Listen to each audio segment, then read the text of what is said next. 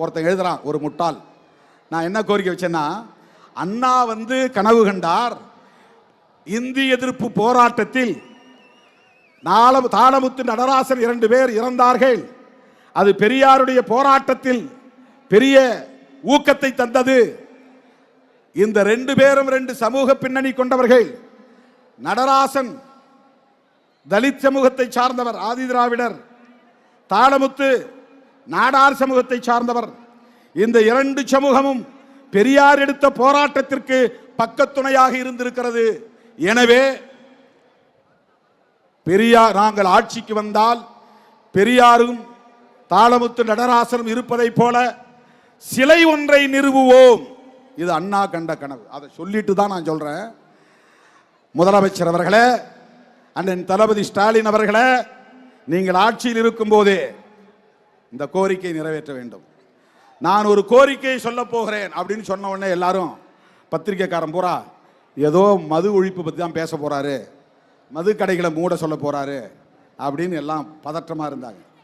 நான் சொன்னேன் என்ன சொன்னேன்னா, பெரியார், நடராசன், தாளமுத்து ஆகியோர் கொண்ட உருவச் சிலைகளை நிறுவுங்கள், அது அண்ணாவின் இயக்கம் என்று சொன்னேன். ஒருத்தன் எழுதுறான், இதுலயும் சாதி பார்க்கிறார் திருமாவளவன், நடராசன் என்கிற ஒரு தலித்துக்கு சிலை வைக்கணுங்கிறதுக்காக இப்படி ஒரு கோரிக்கை வைக்கிறார் அப்படின்றான். அப்படி சிந்திக்கிற அவன் தான் சாதி புத்தி உள்ளவனே தவிர நாம் இல்லை. அண்ணா கேட்டதை நாம் சொன்னோம், அண்ணாவின் இயக்கத்தை நாம் சொன்னோம். இந்த போராட்டத்தை நாம் முன்னெடுத்திருப்பது பெரியார், அம்பேத்கர் போன்ற மாமனிதர்களின் கொள்கைகளை உள்வாங்கி இருப்பதனால் ஏற்பட்ட தாக்கம், அவ்வளவுதான். ஐயன் திருவள்ளுவனுடைய அரசியலை உள்வாங்கி கொண்டதனால் ஏற்பட்ட தாக்கம், ஐயா வைகுண்டரை படித்ததனால், நாராயணகுருவின் போதனைகளை உள்வாங்கியதனால், வள்ளலாரை வாடிய பயிரை கண்டபோதெல்லாம் வாடினேன் என்று சொன்னாரே, அந்த வள்ளலாரை ஓரளவுக்கு உள்வாங்கி இருப்பதனால் மது வேண்டாம் என்கிறோம்.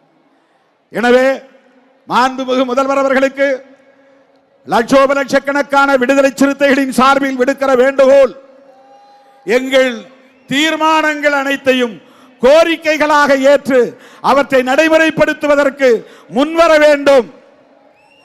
இந்திய ஒன்றிய அரசுக்கு நாங்கள் விடுக்கிற வேண்டுகோள், தேசிய அளவில் மதுவிலக்கு கொள்கையை வரையறுத்து தேசிய மதுவிலக்கு சட்டம் ஒன்றை கொண்டு வர வேண்டும். இந்த 2 கோரிக்கைகளையும் வலியுறுத்தி அடுத்தடுத்து நாம் டிஜிட்டல் சிக்னேச்சர் கேம்பெயின் எடுக்கிறோம். ஆன்லைன் மூலமா கையெழுத்து இயக்கம் தொடங்கி வச்சேன்ல, அதுதான். அதற்கடுத்து கிராமப்புறங்களில் இன்றைக்கு நீலம் சிவப்பு சீருடை அணிந்து வந்த பெண்கள் லட்சக்கணக்கிலே, ஏறத்தாழ 2 லட்சம் மகளிர் இந்த மாநாட்டுக்கு வந்து உட்கார இடமில்லாமல் திரும்பி போயிருக்கிறார்கள்.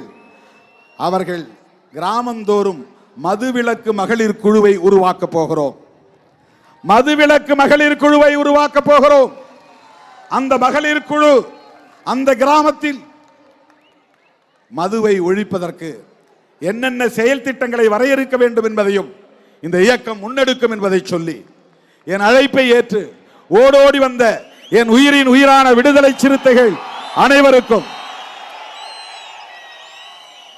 நம்முடைய அழைப்பை ஏற்று இந்த நிகழ்வுக்கு வந்து கருத்துரை வழங்கிய தலைவர் பெருமக்கள் யாவருக்கும் என்னுடைய நெஞ்சார்ந்த நன்றியை தெரிவித்து, இந்த திடலை நமக்கு வழங்கிய உளுந்தூர்பேட்டை மேனாள் ஊராட்சி மன்ற தலைவர், பேரூராட்சி மன்ற தலைவர் திரு ராதாகிருஷ்ணன் அவர்களுக்கும், சட்டமன்ற உறுப்பினர் உதயசூரியன் அவர்களுக்கும், இவ்வளவு நேரமும் இங்கே காத்து கிடக்கிற என் உயிரின் உயிரான விடுதலை சிறுத்தைகள் அனைவருக்கும் என்னுடைய நிஜார்ந்த நன்றியை மீண்டும் மீண்டும் உரித்தாக்கி வாய்ப்புக்கு நன்றி கூறி முடிக்கிறேன். நன்றி, வணக்கம்.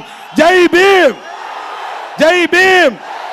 ஒழிப்போம், ஒழிப்போம், மதுவை ஒழிப்போம், காப்போம், காப்போம், மனித வளம் காப்போம், மனித வளம் காப்போம்.